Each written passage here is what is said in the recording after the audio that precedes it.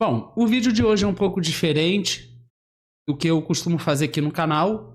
Eu assisti recentemente ao vídeo do canal Parabólica, no qual ele aborda um assunto. Eu assisti esse vídeo e eu acho que eu posso contribuir para ampliar mais essa discussão em relação a um assunto que eu considero muito importante. Então, se por acaso você conhece o Pedro, que é do canal Parabólica, e puder mostrar esse vídeo para ele, eu vou ficar muito agradecido. Eu quero trazer um pouco uma reflexão e a minha opinião também em relação a esse assunto. Agora a gente pode ir ao vídeo. Oi. O vídeo que a gente vai ver hoje é lá do podcast Três Irmãos de novo, porque a gente teve aí esse podcast é o que traz os debates, os melhores debates, né? Entre o Breno Altman com o Nildo Ourix. Então seria ali uma esquerda mais central, ali com mais moderada, contra uma esquerda mais radical, alguns até mais radical, né, do que se imagina. E o tema especificamente é o Brasil é racista, que o Nildo Ourix, ele fala que o Brasil não é um país racista, né? Então vamos ver aqui como é que tá esse corte aqui. Vamos embora, gente. Só para explicar, Breno Altman e Nildo Ourix, a gente está fazendo um debate acadêmico de alto nível aqui.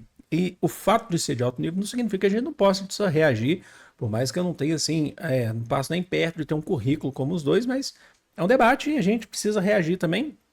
E a gente também tem opinião sobre, né? Opinião com base, né? Vamos embora. Comentar alguma coisa sobre isso, Nildo? Ou posso ir pro próximo superchat? Pode ir pro próximo. Tá. O Demian mandou aqui. Nildo, você afirma que o Brasil não é um país racista, embora haja racismo no país. Poderia explicar o que isso significa? Excelente debate de hoje. Então, eu já vou começar por aqui, porque veja bem, o Brasil é um país que é ou é um país que tem? Porque, veja, eu acho muito diferente quando eu falo que uma coisa é para uma coisa que tem algo.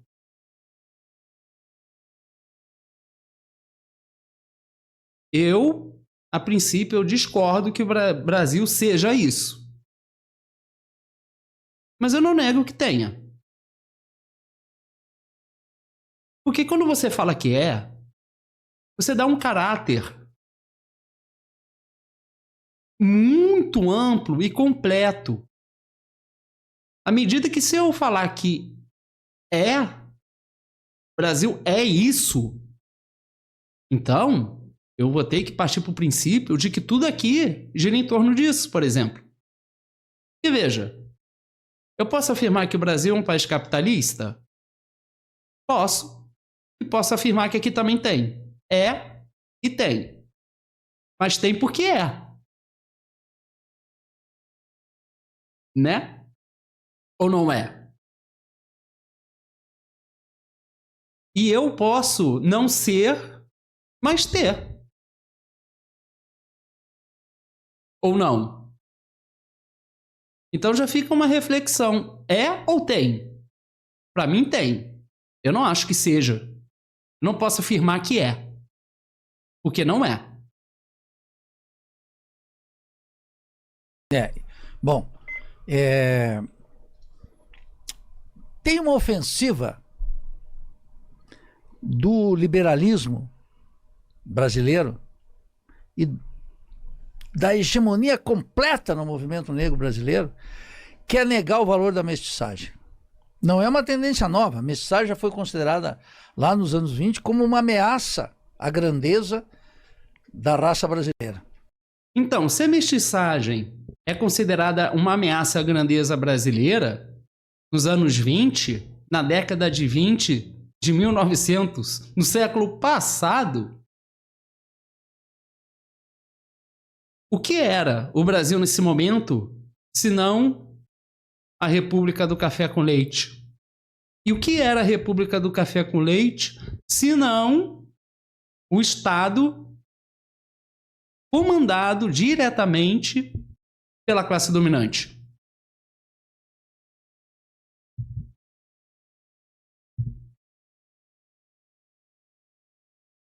Era isso? Ou não era? Eu acho que era. Foi assim que... É essa história que eu conheço. vamos chamar assim. E isso tem cidadania nos professores universitários da USP, nas ONGs, em todos os movimentos negros que recusam a revolução social. O Breno pegou um artigo meu de 18 anos atrás, que eu nem lembrava, e me fez uma pergunta. E eu fui ver o artigo, que eu não lembrava, um artigo de 6 páginas, quando na Federal de Santa Catarina se implantou o sistema das cotas raciais, e eu critico a implantação das cotas raciais. Crítico totalmente, como sou hoje. E a vida está me dando razão. E lá atrás, há 18 anos atrás, quando eu manifestei aquela posição, o identitarismo não tinha a força que tem. Não estava nem começando. Eu lembro que eu fui ver a minha argumentação quando a Federal de Santa Catarina implementou as cotas raciais. Sabe quantas pessoas estavam pressionando no Conselho Universitário? 12 pessoas. Não era um movimento de massa, não é uma conquista de lutas, etc. Isso é uma farsa completa. Eram os lobbies das ONGs, eram os lobbies da televisão. Era, inclusive, uma decisão do governo. Lobbies da televisão. Qual é a classe que... Não é a classe dominante? Donas dos veículos de comunicação?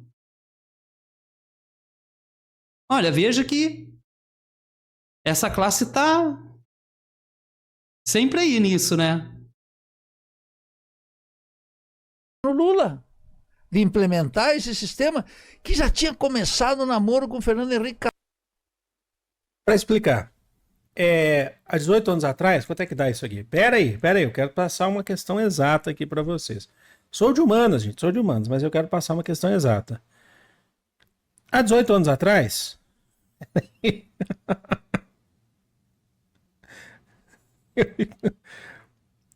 Ó, eu sei, já tem gente já fazendo essa conta de cabeça aí, mas não sou vocês, calma. 18 anos. 2007, exatamente, era exatamente o ano que eu queria pegar. Há 18 anos atrás, exatamente, eu, militante, muita gente não sabe, né? Durante muitos anos, mais de 20 anos aí, militante, desde o movimento estudantil, eu lembro de estar reunido aqui em diretório acadêmico da Universidade Federal de Minas Gerais, com movimentos sociais, com um debate sobre cotas raciais, tá? Debate grande em movimentos sociais. Então era um debate grande, não era em ONGs, podia até ter em ONGs, mas era um debate com movimentos sociais.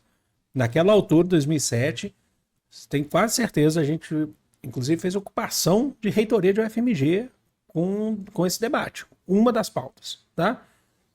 Uma das pautas. E o debate que a gente fazia na época é que a cota ela não pode ser o fim, tá? Ela tem que ser um meio, mas tá, assim, a discussão sobre ação afirmativa, tinha aqueles que falavam que cota não era ação afirmativa, tá? O debate era grande, entre os movimentos. Aqui eu não estou falando dentro da universidade, não. É que de lá a gente foi para a universidade. Cardoso. Já tinha lá, Fernando Henrique Cardoso começou isso. Não é que alterou, inclusive, a estatística do IBGE para fazer diferenciação entre brancos, mestiços e pretos. Então, um país que tem a mestiçagem que tem, ele não pode ter na maioria da sua população racismo. Na maioria não tem, senão a mestiçagem não era um dado fundamental da nossa composição étnica. Segundo, depende também, num país do nosso tamanho, qualquer antropólogo minimamente antenado vai observar as regiões, como é que elas são compostas. Não dá para pensar o tamanho do Brasil. Se tu pegar a Inglaterra, é uma coisinha desse tamanho homogênea. Mesmo assim não é tão homogênea. Se pegar a França, é uma coisinha assim, comparada com o Brasil. A Bélgica, outra coisinha assim. O Brasil é gigante. Qualquer antropólogo de uma estatura de Darcy Ribeiro ou de Gilberto Freire, em Sobrados e Mucambos, uma obra extraordinária. O pessoal fica louco quando fala isso. Só que se tu pegar lá um capítulo de Sobrados e Mucambos, que é classe, raça e região, tu vai ver que a composição de cada estado é completamente diferente. Primeira vez que eu fui no Amazonas, ou quando eu fui no Maranhão, eu, em Catarina, Olhava aquilo e dizia, mas olha que composição aqui, a maioria é preta ou mestiça. Preta ou mestiça.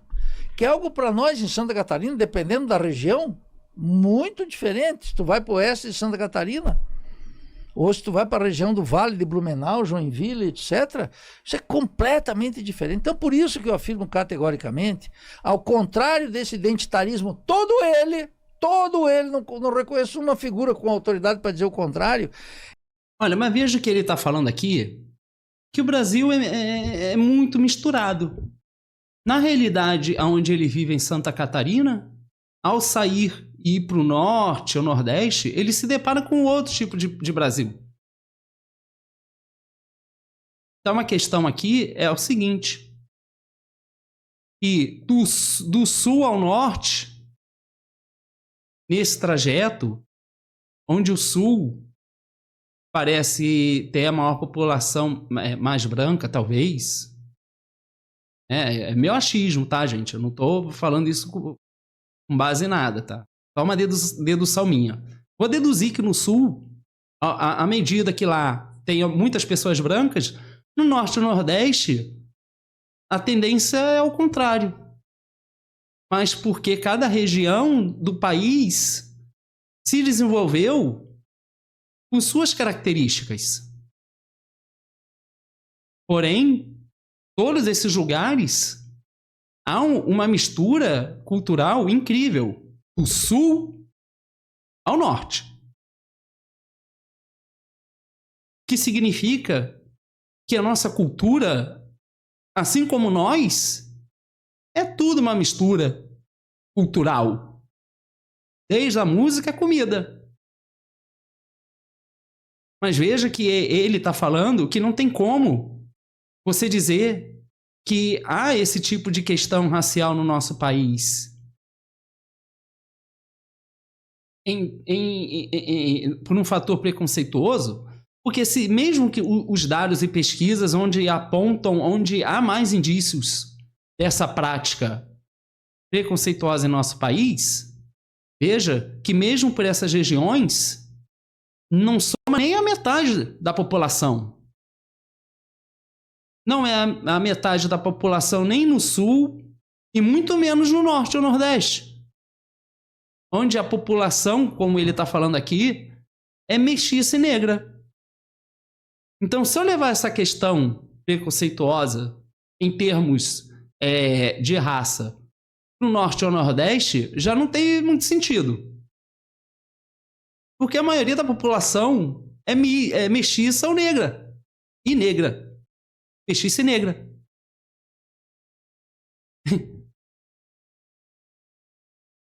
Não tem sentido eu falar isso. E é isso que o Nildo está falando. Mas, ao mesmo tempo, ele está falando que é uma questão liberal, capitalista, de classe dominante. E isso ele está falando, isso ele não deixou de falar. Mas ele acha muito estranho dizer que há uma estrutura no país com base nisso, porque ele anda pelo país e não é o que ele vê. E eu também não vejo isso.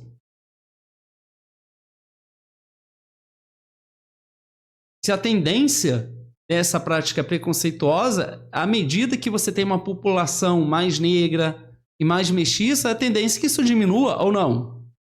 Porque se isso vai diminuir, e há uma variável para mais ou para menos aí, já não tem uma estrutura, porque não atinge nem a metade da população onde você tem mais disso, essa prática preconceituosa. Então já cai por terra. Estruturado no quê? Aonde?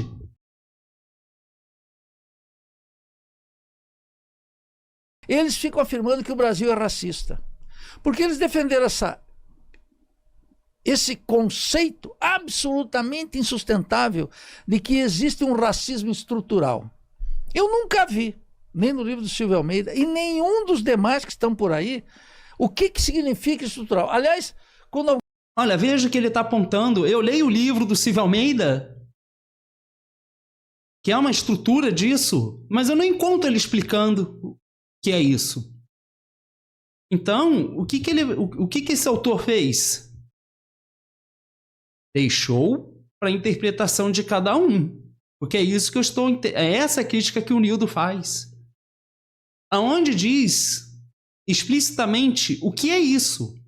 Porque parece que o livro do Silvio Almeida aborda que aqui tem. Mas parece que não é claro ao definir o que seria de fato essa estrutura. Porque se for pelas instituições, as instituições estão lutando contra. Porque senão não haveria lei contra o racismo, senão não haveria essa questão das cotas, que ele aqui há uma crítica em relação à questão das cotas, porque veio por uma questão liberal. Mas veja, que até as pessoas que são mestiças, elas sofrem problema, inclusive para ter o direito à cota. Porque muitos vão considerar que elas não são... Não fazem... Não têm o merecimento por aquilo que deveria ser para elas também. Alguém não consegue explicar alguma coisa no Brasil, ele fala de crise. Vamos lá.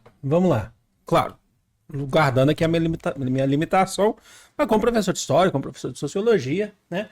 Guardando aqui minha limitação. Eu sei que tem muita gente que não gosta quando se utiliza o termo do racismo estrutural, vai lá e critica o Silvio Almeida. Olha, então, mas a crítica do Nildo é porque o Silvio Almeida não esclarece o que é isso. Parece que ele não esclarece, parece que fica à mercê da interpretação de cada um. Mas vamos lá. A gente tem aí 500 anos, mais de 500 anos de história do Brasil. O racismo, nessa hora a gente tem que ler a Florestan Fernandes, tá? Nessa hora, eu gostei que ele citou o Gilberto Freire, tá? Acho que o Gilberto Freire entre os anos 20, final dos anos 20, aí entrando nos anos 30, o Gilberto Freire defendia o conceito de democracia racial, né? Que não existe embate racial no Brasil, e na história, né, o Gilberto Freire, lá no meu canal principal no Parabólica, a gente tem vídeo destrinchando o Casagrande Senzala, por exemplo, inteiro lá, né? Que ele fala que as relações no Brasil entre brancos, né, os europeus, os portugueses, os indígenas e os africanos, tenderia a ser harmônica durante a colônia. Mas o que ferrou mesmo foi a indústria açucareira. E ele traz... Então, ele disse a indústria açucareira, mas quem são as pessoas que dominavam a indústria açucareira nesse momento?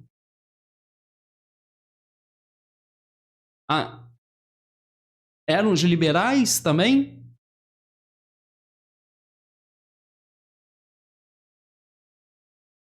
Uma conotação também sexual, né? Que ele fala que a questão dos relacionamentos, né? Ele coloca um peso muito grande de responsabilidade das mulheres indígenas por tudo isso, tá? Então, assim, a importância do Gilberto Freire, a obra do Gilberto Freire lá nos anos 30, é interessante, mas você tem que colocar dentro daquele contexto. Qual que é o contexto dos anos 30? O contexto de Era Vargas, de que não pode ter luta de classes, não pode ter luta política, porque o Brasil é um processo de construção de uma identidade nacional. Era o que o Vargas defendia. De 1930 até 1945, os 15 anos de governo de Era Vargas, isso sem contar depois o período nacionalista, mas o Vargas defendia isso. Então, ganhavam espaço aqueles que continuavam defendendo que não tinha uma luta de classes, uma luta étnica no Brasil, certo? É uma das características aí do corporativismo, né? Então, você tinha influência, inclusive, do que acontecia na Europa lá sobre isso. Não teve. A obra do Gilberto Freire é importante porque ela rompe, inclusive, com o darwinismo social, né? Ela rompe com o que estava em voga até os anos 20 ali, no mundo inteiro, né? No Brasil, de que existe aquela etnia, que eles falam raça, né? A superior e a inferior, né? Ele rompe com isso, mas Aí você falar que existe uma democracia, tem gente que fala assim, ele não fala que existe democracia, ele deixa entender. Na obra Casagrande Senzala, inclusive, tem citação à democracia racial, se eu não me engano. Posso estar enganado aqui, mas se eu não me engano tem. Na leitura que eu tinha feito, né, para o vídeo, que foi a mais recente que eu fiz, o Casagrande Senzala, sem contar as outras, no tempo de graduação e tudo. E aí quando você chega lá no Florestan Fernandes, ele bate de frente com isso. O Florestan Fernandes, ele é um cara que vai chegar, vai estudar o movimento negro, né, vai na verdade, incentivar também os povos indígenas também, e o Florestan Fernandes, ele faz uma história do passado, fala assim, quando acaba, né, que a gente tem a abolição da escravidão no Brasil, os negros não foram inseridos nessa sociedade capitalista que começa a se industrializar, numa outra etapa, né, numa etapa industrial do capitalismo que vem com a República, por exemplo, eles perdem espaço, por exemplo, para os imigrantes, e eles precisam resistir.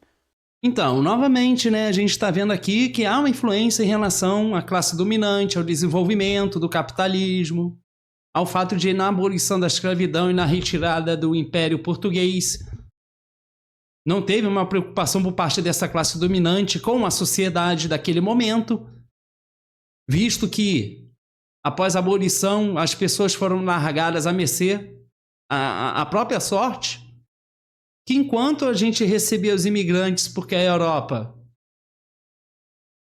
era pobre e essas pessoas estavam em busca de uma condição de vida melhor, e ao saber do Brasil, elas vêm e migram para cá. E ao chegar aqui e se deparar com o cenário, eles logo trataram de se separar dessas pessoas que ficaram à mercê da própria sorte, os negros. Então, os imigrantes começaram a querer se mostrar como mais qualificados do que os outros. E tudo isso está acontecendo nessa nova república do café com leite, onde quem se assenta no poder é nos próprios, a própria classe dominante. Veja que em todo momento eu estou lembrando isso, para ver como isso está atrelado uma coisa com a outra, e como o discurso do Pedro, do Parabólica com o Nildo, não é um discurso tão diferente. E aí, isso é o que ele fala. Então aqui a gente está encontrando no Florestan Fernandes, que acho que é muito importante, que existe sim esse racismo que vem da história do Brasil. E aí você vai lembrar que a gente está falando de exclusão lá atrás, desde a chegada dos portugueses no Brasil. E aí eu te falo para vocês, o racismo, o capitalismo, ele é racista. Enquanto houver capitalismo, vai acontecer, vai ter racismo. Porque, olha só, desde a chegada dos portugueses no Brasil, ali a gente já está falando de capitalismo, em sua forma, talvez ali embrionária, dentro do mercantilismo, tentando fazer enriquecimento do Estado Nacional Português, né? Acumulação de capitais por parte do Estado, né? E ali você tem tudo que falam, por exemplo, a escravização dos africanos, dos indígenas, depois dos africanos. Por que os africanos? Porque eles eram mais fortes? Não. Porque eles tinham mais dificuldade de fugir do que os indígenas? Não. É porque trazer pessoas, tirar de sua terra-mãe, de sua terra natal, para a América, denota o quê? Denota lucro. É o capitalismo agindo. Sim, mas porque a prática da escravidão é uma prática muito antiga, é uma prática praticamente milenar. Para pensar que as antigas civilizações já adotavam esse tipo de prática. Vendia-se até o membro da família para cobrar dívida, quitar dívida, coisas do tipo, por exemplo. Além de ter os escravos de guerra. Eu não estou falando que ele está errado no que ele está falando. Eu estou dizendo que isso já era uma prática muito antiga. Então, naquele momento, a prática continuou, só a finalidade e houve uma modificação. Porque, ao invés de eu ter os escravos aqui, eu vou ganhar um dinheiro em cima desse pessoal.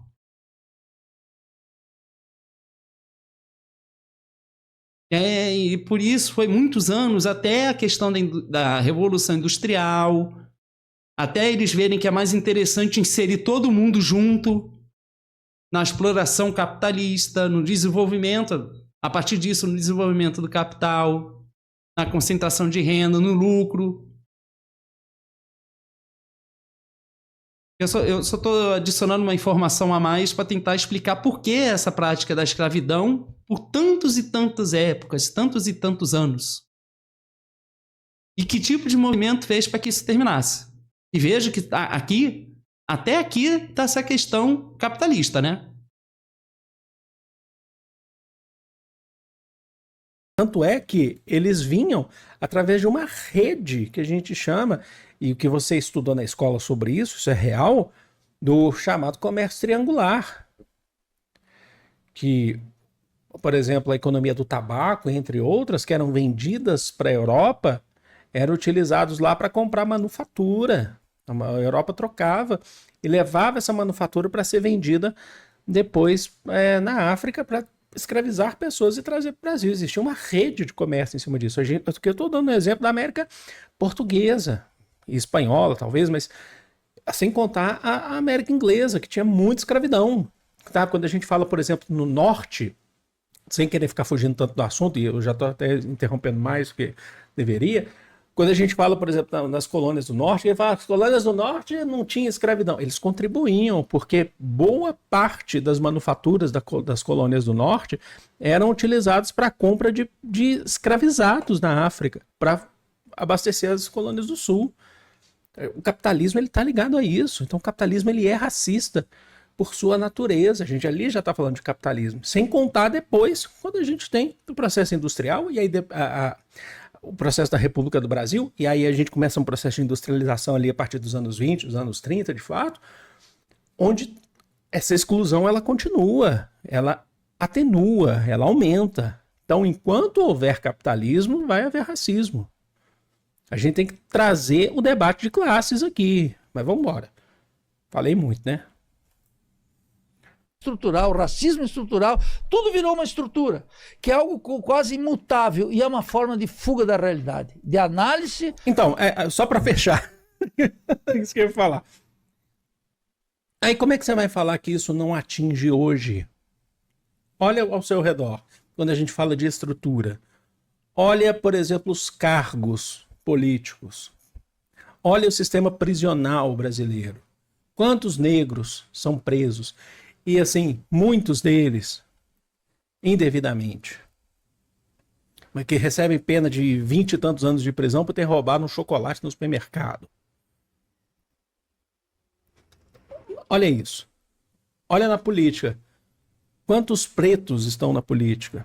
Então, mas aí a gente tem que ver, porque a todo momento eu estou trazendo aqui a questão capitalista, da classe dominante, porque é uma coisa que o Nildo aponta, mas o Pedro também. E agora, ele falou de política, e a gente pode adentrar um pouco nisso também, porque até onde eu sei, cada partido tinha que cumprir um requisito mínimo ali de cotas para minorias. O PL e o PT não cumpriram. O PL e o PT não cumpriram. E ainda se uniram para modificar a lei para que os partidos não paguem multa por isso, não sejam punidos por isso. Agora veja que a gente está falando da questão capitalista, mas e nessa questão aqui de um governo que se diz do povo, atender os pobres, praticar esse tipo de coisa? Então veja que essa questão ela é muito mais complexa. O PSOL cumpriu, é um dos poucos partidos que cumpriu. Mas eles vão mudar a lei para não ser prejudicados. E aí o Nildo critica aqui o Lula. E aí eu fico pensando, será que a crítica não é válida? Olha o que o partido fez.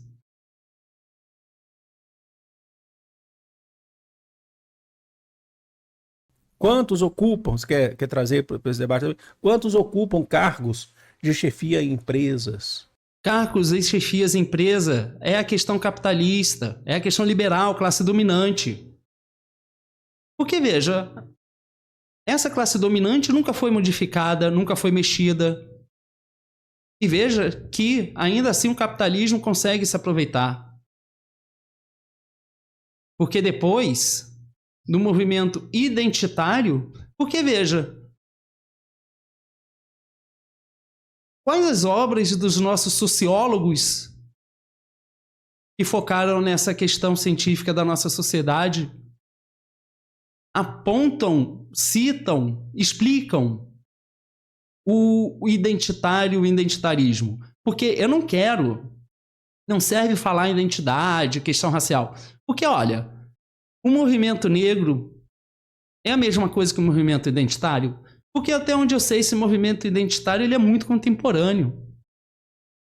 O que eu sei desse movimento identitário é que ele é muito conectado com o movimento neoliberal, capitalista. Porque eu cansei de ver em rede social as pessoas que aderiam a esse discurso fechando com empresa, fazendo publicidade, pedindo para as pessoas ajudarem ela. Gente, olha, me ajudem. Para eu estar lá, eu vou ser representante de vocês. Então as pessoas se engajavam, porque em algum momento o capitalismo começou a querer abraçar essas pessoas. Eu posso dar exemplos muito claros. Vocês se lembram da Boticário? Que a Boticário fez uma propaganda. Acho que era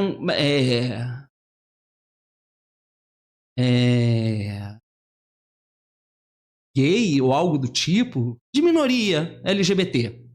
E aí os conservadores reclamaram, e aí as pessoas começaram a propagar a propaganda. Assistam, porque estão apoiando as minorias. Com Oma aconteceu a mesma coisa, se eu não estou enganado. Foi um grupo lá de minoria, fez a propaganda, os conservadores criticaram, e aí o que eles falaram? Gente, olha, assista a propaganda. Então, esse movimento identitário começou a agir dessa maneira. Por exemplo, o movimento troço do corpo livre, meu corpo, ser gordo, ser magro. Não teve uma época que isso entrou em discussão? Tinha gente aí que ganhou muito dinheiro com isso. Nessa época, aderindo a esse discurso. E é tudo minoria, é tudo identitarismo. Depois que a pessoa ganhou dinheiro, começou a entrar no processo de emagrecer e as outras pessoas continuaram do jeito que estão, porque aquela pessoa ganhou tanto dinheiro que agora ela pode investir na saúde dela e as outras não, porque gastaram o tempo delas ajudando essa pessoa que chegou lá e não abriu espaço para os outros virem. Ficou lá representando. Esse é o movimento identitário. É o movimento identitário que em 2013 todo mundo se simpatizou porque eram as minorias querendo espaço. E o movimento identitário não é só a questão racial. São as minorias. Só que por uma outra perspectiva, porque não prega a inclusão de todos. É um movimento que se vê uma mulher que, por exemplo, está tendo um câncer, resolveu botar um lenço na cabeça, o militante vai chegar lá nele e falar, olha, você não pode usar isso. Porque isso é uma apropriação cultural. Imagina esse discurso no Brasil. Então, como é que fica? Tudo aqui nossa misturada, a música, a comida. Falaram que a gente não pode dar opinião, porque a gente não é aquilo, então não pode falar. Esse é o movimento identitário. Isso daí não tem nada a ver com pregar igualdade e direitos iguais para todos. Isso tem a ver, olha, o meu lugar aqui no capitalismo, que eu preciso vencer. E agora, ó, é a nossa vez. Olha as lojas. Power Girl. Olha o desenho com Black Power. Eu vou comprar essa camiseta.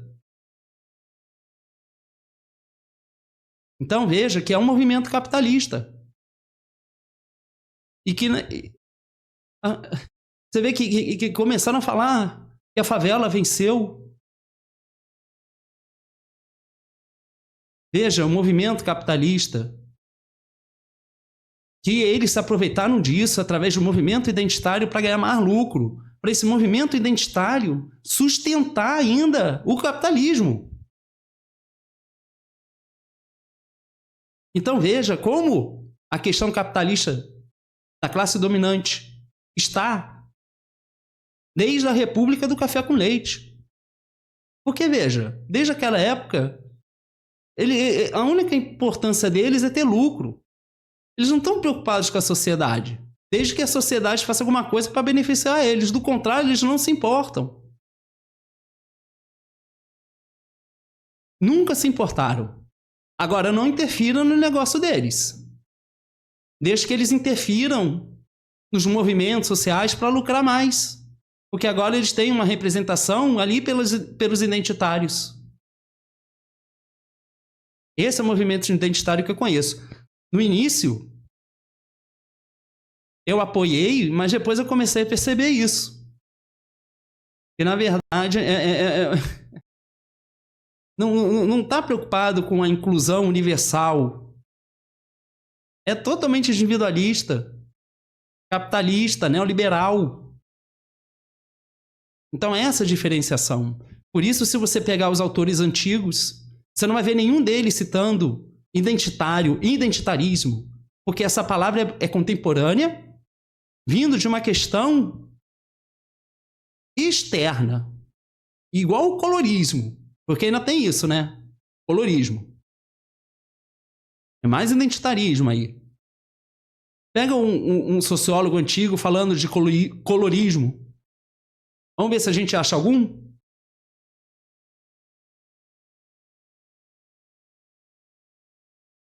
Então, o que está estruturando aqui? Essa questão racial.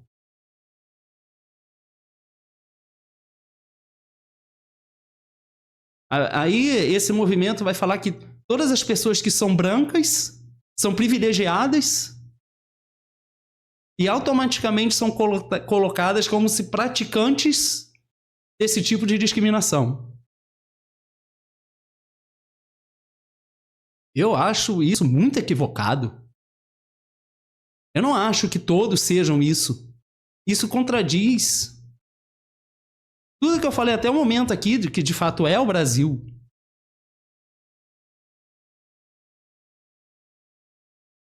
Então põe tudo todos os brancos são privilegiados? Será?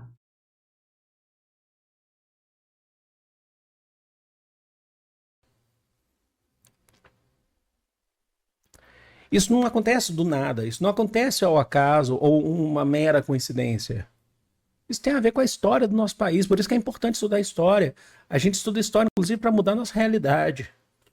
Concreta, das situações concretas, do número de casamentos, do número de separações, da quantidade. Veja o último censo. Essa gente briga com o censo, finalmente, Rodrigão.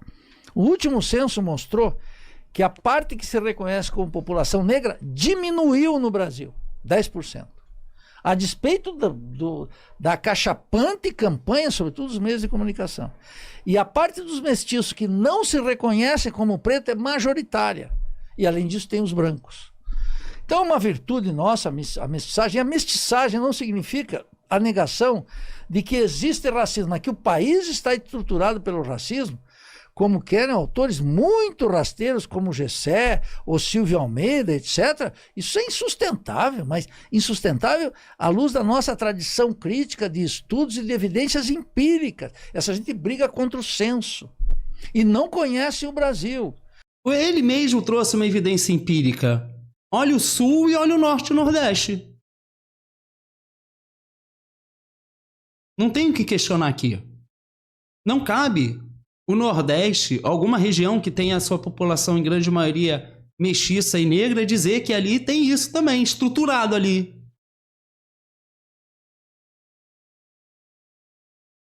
É muito mais fácil os Estados Unidos ter sido isso do que nós. Lá eles tinham lei. Tinha um lugar de um e um lugar do outro.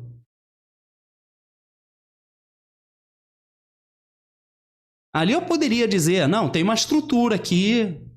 Aqui as nossas instituições aqui tem lei contra o racismo, tem lei de cotas. Mesmo por uma via liberal. É o que tem. Então, assim...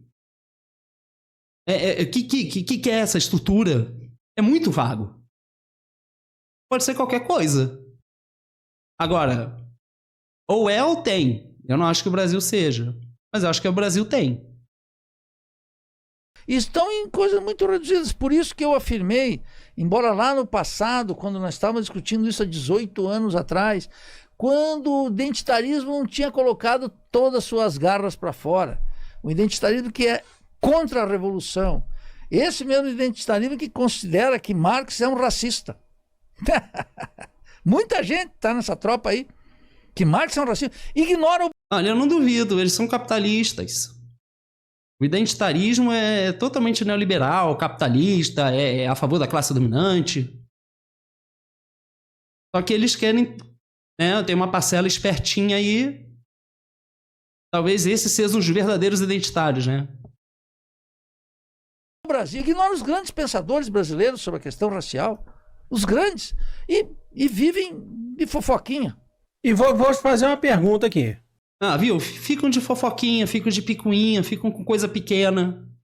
Ah, você não pode usar esse lenço, você não pode tocar isso, você não pode comer aquilo, você não pode falar disso. Como que se faz uma revolução?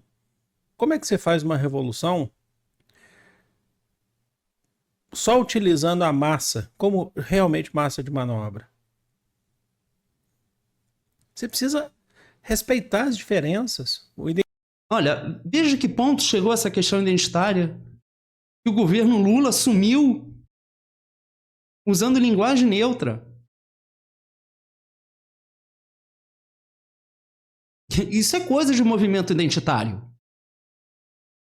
E aí, agora o governo Lula chegou e proibiu as instituições públicas de usarem linguagem neutra. E tinha gente de minoria dizendo que o Lula estava usando a luta das minorias como uma moeda de troca.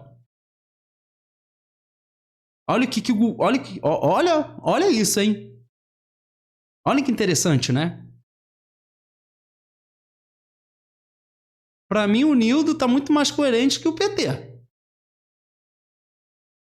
Do que esse governo que está aí. E a mesma coisa que o Pedro está falando. É a mesma coisa. A única diferença aqui é que o Pedro acha que identitarismo e movimento negro é a mesma coisa. Quanto, na verdade, o identitarismo é formado por minorias, mas nem toda minoria é identitária. Pelo menos na minha opinião. O identitarismo, né, que eles falam, tá ali para você respeitar. Você precisa entender que existem diferenças. Então, assim, acho que tá... Não sei. Para mim tá muito equivocado. É, porque... passa essa sensação, né? Pô, o cara aqui tá falando que é contra, mas tá falando que tem. Que discurso estranho. Mas não é estranho. Porque o Nildo tá apontando um problema do capitalismo e o Pedro também. A diferença aqui, no caso, é a questão como cada um enxerga uma coisa.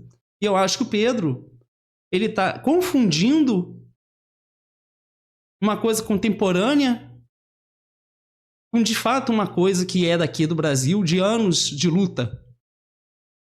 Eu acho que o problema, na verdade, é esse. Mas essa questão racial, a conclusão dos dois é a mesma. E eu também concordo com isso. Colocado aqui o discurso. Mas deixa aqui nos comentários, quero saber de vocês. Boa. A gente tem um episódio no canal com o Nildo, a gente conversou muito sobre isso nesse episódio, quem quiser ver também. Tem muito superchat que nós recebemos aqui pedindo um debate seu com o Jones Manuel. Você aceitaria esse debate com o Jones Manuel? Ele está de castigo. Está de castigo porque foi desonesto intelectual e politicamente. E eu só vou debater com gente que tenha um trato que, a despeito das divergências com o Breno, por exemplo, são gigantescas, que tenha um respeito e uma honestidade intelectual no debate. Boa. Explica. O Michael mandou aqui, Breno, que os governos Lula sejam de longe melhores que governos de extrema direita, ok. Mas coisas como privatizações... Enfim, aí a gente vai entrar num outro assunto aqui. Mas eu discordo dele. E eu queria saber um pouquinho sobre esse assunto. Deixa aqui nos comentários, que assim, talvez eu não esteja sobre esse assunto, porque ele não quer debater com o Jones, né? Deixa aqui nos comentários por que ele tá falando isso, porque talvez eu não tenha visto aí algum corte do Jones sobre... mas eu acho que a gente tem que respeitar, né, as identidades, é preciso respeitar o passado, é preciso respeitar não dá para tratar tudo como um só, tá? Dei alguns exemplos aqui para vocês. Eu acho que, sabe, tudo bem, pode ter gente que vai vir aqui e vai falar, quem que é você para discutir isso? Tá? Eu sou só um professor, mas um professor que teve muito tempo de sala de aula, ensino básico, hoje eu tô só no YouTube, né? Mas o chão de sala de aula ele tem que estar ligado ao que é produzido nas universidades, tá? Ele tem que estar ligado ao que é produzido nas universidades e ele não é assim, a universidade não é intocável o que se produz. Também tem muita coisa que é questionável, tá? Como eu estou fazendo aqui agora. Eu questiono isso e realmente eu acho que o que falta para muita gente é um Florestan Fernandes. Leiam Florestan. Tá bom? Tá bom, gente. É isso. Beijo. Bom, então esse foi meu vídeo resposta pro Pedro. Com todo respeito aqui, claro, me preocupando muito mais com a questão da informação e da discussão em si do que pensar em atacar alguém, porque eu acho que não faz sentido realmente. Mas essa é a minha contribuição para esse vídeo e para essa discussão. Se você conhece o Pedro do canal Parabólica, peço que você, se possível, mostre esse vídeo para ele. Então é isso. Tchau!